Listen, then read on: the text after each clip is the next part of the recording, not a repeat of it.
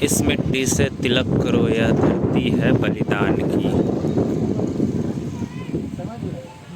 हल्दी घाटी।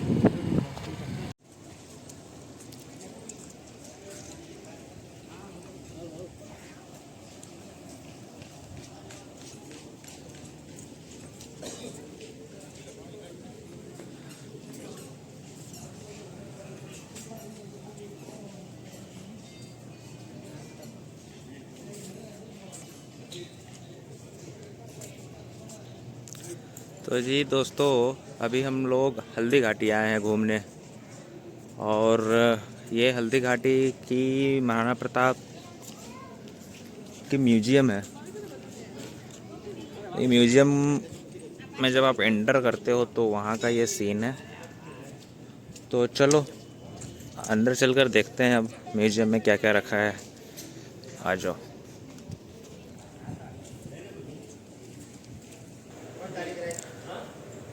हमें उस गेट से अंदर जाना है। हमें बोला गया है यहाँ 10 मिनट बैठने को।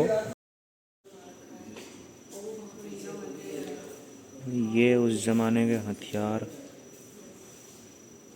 कवच, तलवारें,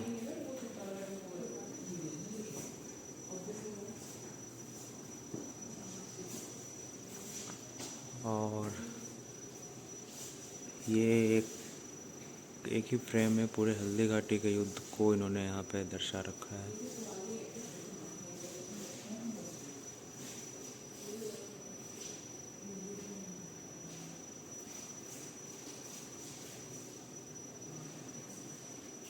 ये महाराणा प्रताप का बहलोल खान को काटना, चेतक को नाला टापना, सारा इन्होंने दर्शा रखा है यहीं पे।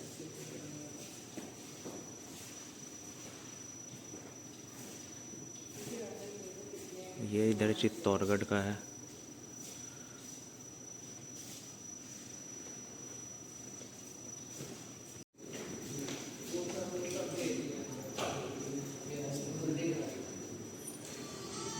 हल्दी घाटी के क्षेत्र में स्थित महाराणा प्रताप संग्रहालय में आप सभी का हार्दिक स्वागत है।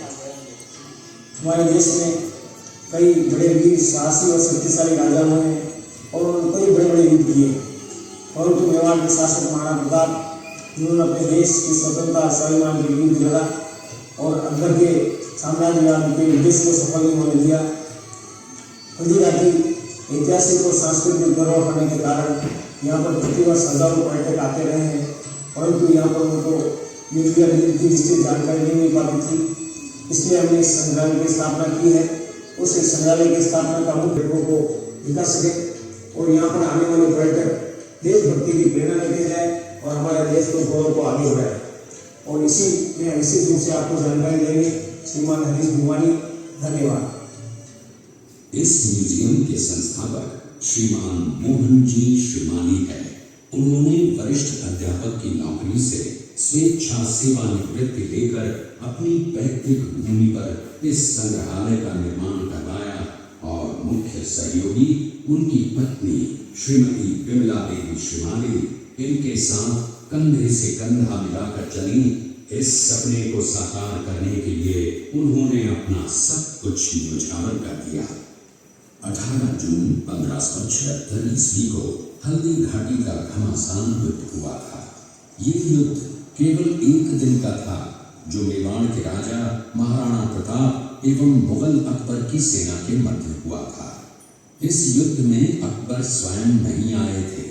उन्होंने आमेर जयपुर के राजा मानसिंह को अपना सेनापति बनाकर भेजा था। हल्दी घाटी का युद्ध 5 किलोमीटर लंबे और 200 मीटर चौड़े क्षेत्र में हुआ। आप लोग सभी संग्रहालय में खड़े हैं। अभी जो हमने वीडियो देखा था इस स्क्रीन पे, वो बस एक छोटी सी ब्रीफिंग थी। अब रियल युद्ध को फेस करना अगर है हमें, तो हमें इस छोटे से थिएटर में हमें यहाँ पे दिखाया जाएगा कैसे युद्ध हुआ, क्या हुआ। तो वो चीज़ें हम यहाँ पर देखेंगे। चलो फिर थोड़ी देर बाद ये शुरू होगी, जब शुरू होगी तो फिर आपको दिखाता हूँ।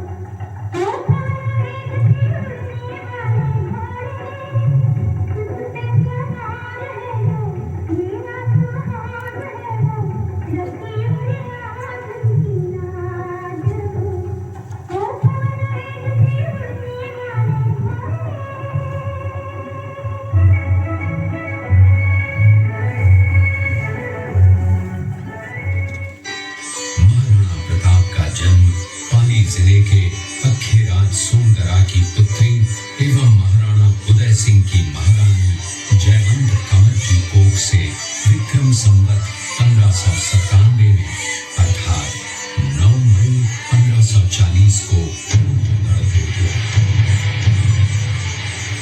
बाल्यकाल चित्तौड़गढ़ में गुजरा।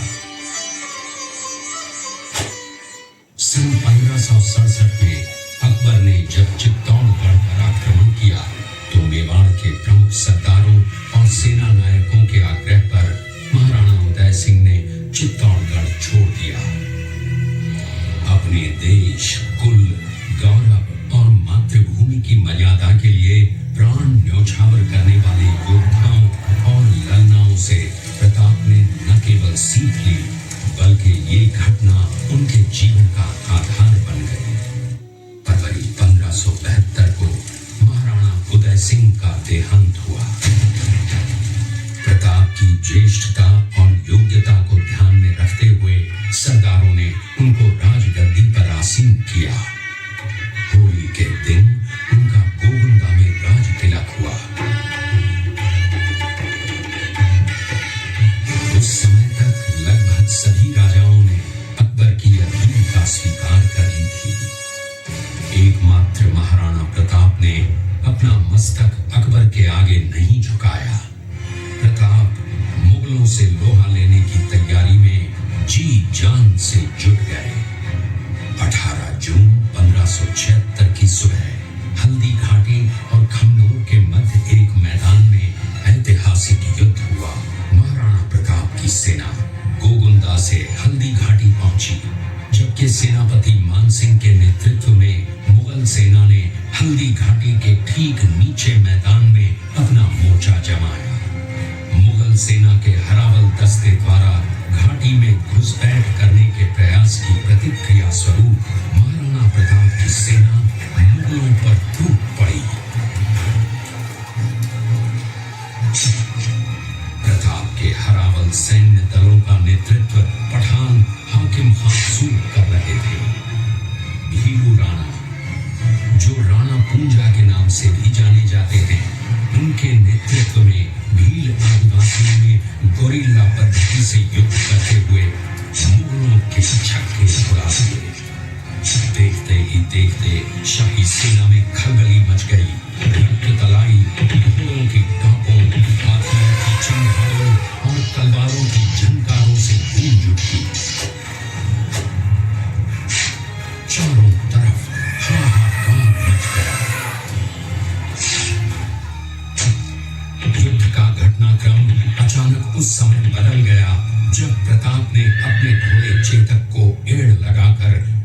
सिंह के हाथी पर चढ़ा दिया और उस पर भाले से भरपूर वार किया। मान सिंह हौदे में दुबक गया। हाथी से उतरते समय चेतक की एक टांग कट गई। इस स्थिति को भांपकर महाराणा प्रताप के हमशक्ल सेनापति झालामान ने महाराणा प्रताप से आज्ञा लेकर उनका राजमुकुट धारण किया। मुगल सेना झालामान को महाराणा प्रताप समझकर उन पर टूट पड़ी और झालामान शहीद हो गए। उधर चेतक ने अपने स्वामी को 5 किलोमीटर तक 3 टांगों पर ही लेकर एक बरसाती नाले को पार किया। उसके पश्चात उसके प्राण पखेरु उड़ गए।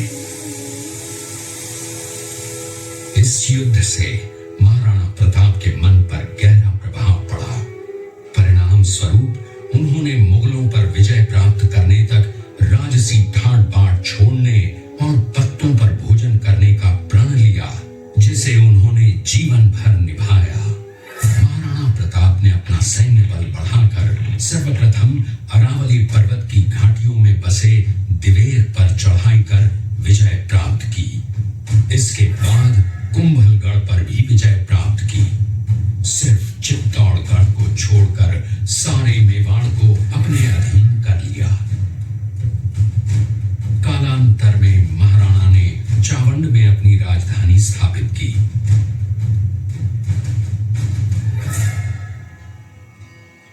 19 जनवरी 1597 को राणा प्रताप ने मात्र 57 वर्ष की आयु में इस संसार से प्रयाण किया।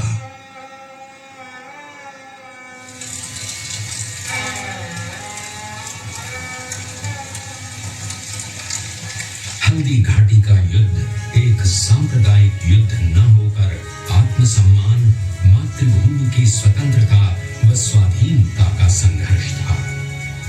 इसका प्रमाण ये है कि जहां पर अकबर की सेना के सेनापति जयपुर के राजा मानसिंह थे, वहीं पर महाराणा प्रताप की सेना के सेनापति काबुल के हाकिम खां सूर थे। महाराणा प्रताप स्वतंत्रता की वेदी पर एक ऐसा अंगारा था जो आत्मसम्मान व देश गौरव के लिए दिन रात जलता रहा, धधकता रहा और अंत में बुझकर भी उसने देश में ऐसा लौह भर दिया जिसकी प्रखर किरणों ने भारत माता को गुलामी की जंजीरों से मुक्त कराने के लिए सदा प्रेरित किया। हम अभी वहाँ म्यूजियम से ऊपर आए हैं और ऊपर एक छोटा सा किला जैसा बनाया हुआ है और बेसिकली ये यहाँ पे महाराणा प्रताप की एक बहुत अच्छी प्रतिमा बनाई हुई है। लोग आते हैं, देखते हैं और बहुत शानदार प्रतिमा बनाई हुई है।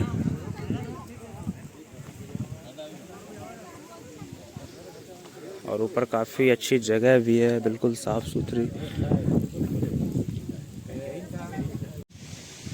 अभी हम लोग हल्दी घाटी से रक्तलाई की ओर आए हैं। खमनौर गांव एक पड़ता है वहीं पे। तो हल्दी घाटी का जो मेजर युद्ध जिस मैदान में हुआ था, इस जगह का नाम रक्तलाई पड़ने के पीछे भी एक रीज़न है। रीज़न ये है कि जब महाराणा प्रताप और अकबर की सेनाओं के बीच युद्ध हुआ था, दोनों तरफ से कुल मिलाकर 18,000 सैनिक मारे गए थे। और जब युद्ध ख़त्म हुआ तो मानसून का सीज़न था, 18 जून का मौसम बारिश का होता भी है। तो जब बारिश हुआ ना, उस समय बारिश पड़ने के बाद उन योद्धाओं के खून से यहाँ एक तालाब बन गई थी। पानी बह करके आया, उसके साथ खून और आगे बाकी पूरा रक्तलाई का तालाब में ही ये पूरा आ जाता है।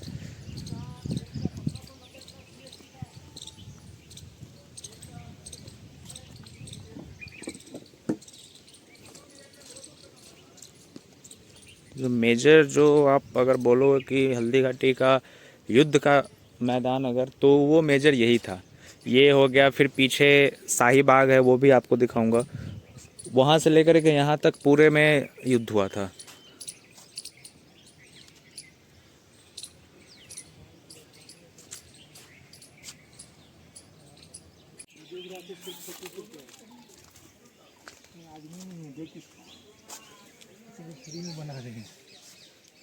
ये देखो, अब हम आए हैं शाही बाग में,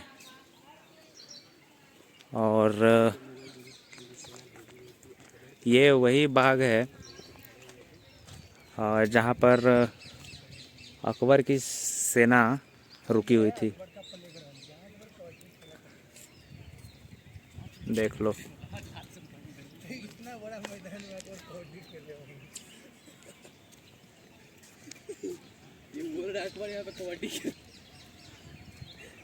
यहीं पर अकबर की सेना रुकी हुई थी हल्दी घाटी के युद्ध के दौरान।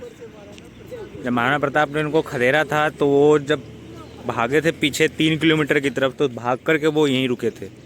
और जो युद्ध हुआ था वो खमनौर रक्तलई तो दिखाया ही आपको, वहीं पे युद्ध हुआ था। ये रहा पूरा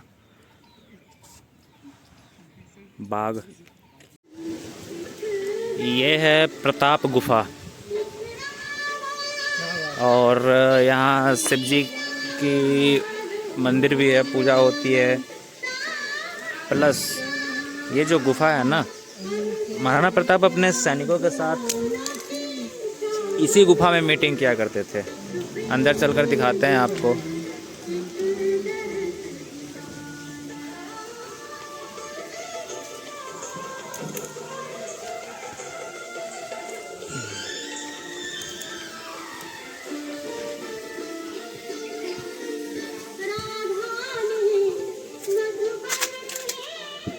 इसी गुफा में महाराणा प्रताप मीटिंग किया करते थे। बाकी अंदर होगा रास्ता इसका, काफ़ी बंद कर दिया है समय के साथ। ये गुफा भी बंद हो गई है, और अभी फ़िलहाल ये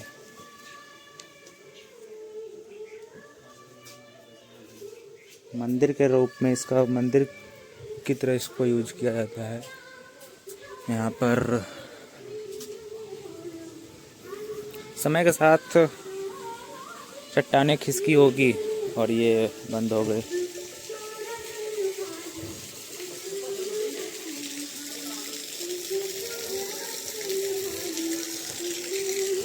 ये देखो कितना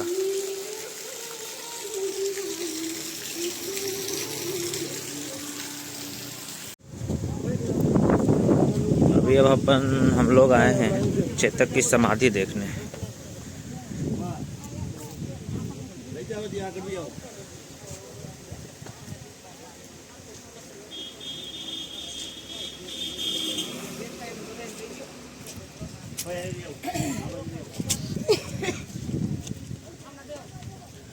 ये वही जगह है जहाँ महाराणा प्रताप का जो घोड़ा था चेतक, इतिहास का प्रसिद्ध घोड़ा है वो, स्वामी भक्त के लिए जाना जाता था, जिसने अपने एक कटे टांग के साथ 22 फुट का नाला उसने क्रॉस किया था और वीरगति को प्राप्त हुआ था। उसे यहीं दफनाया गया था और उसकी समाधि बनाई गई है। लोग आते हैं, देखते हैं।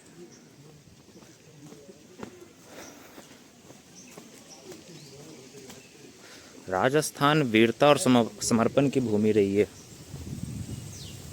कदम कदम पे आपको संघर्ष का प्रतीक मिलता रहेगा।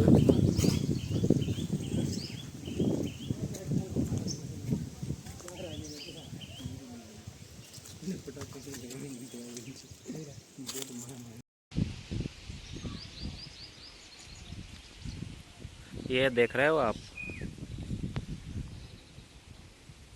ये चेतक की समाधि है, और एग्जैक्ट नाला कहाँ था ये तो पता नहीं लग रहा है, लेकिन आप उस समाधि से अंदाज़ा लगाओ कि चेतक की वहाँ पे समाधि है। तो वो या तो उस तरफ से आया होगा कूद कर यहाँ, क्योंकि और समय के साथ जैसे इसको डेवलप किया गया, थोड़ा बहुत समाधि यहाँ पर बनी है उसके बाद, तो जो एग्जैक्ट नाला था वो हो सकता है ढक गया होगा। लेकिन अगर समाधि वहाँ है तो नाला इसी बीच कहीं रहा होगा, और मोस्ट प्रोबेबली चेतक वहाँ से आया होगा, टाप कर कूदा होगा वहाँ से, क्योंकि 22 फुट एक दूरी होती है।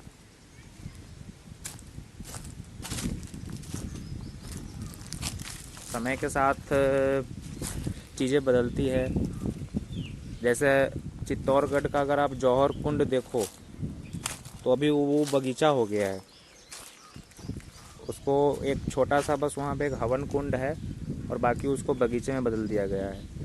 उसी तरह यहाँ भी किया गया होगा, लेकिन फिर भी उस समय अभी की परिस्थिति से भी आप अंदाज़ा लगा सकते हो।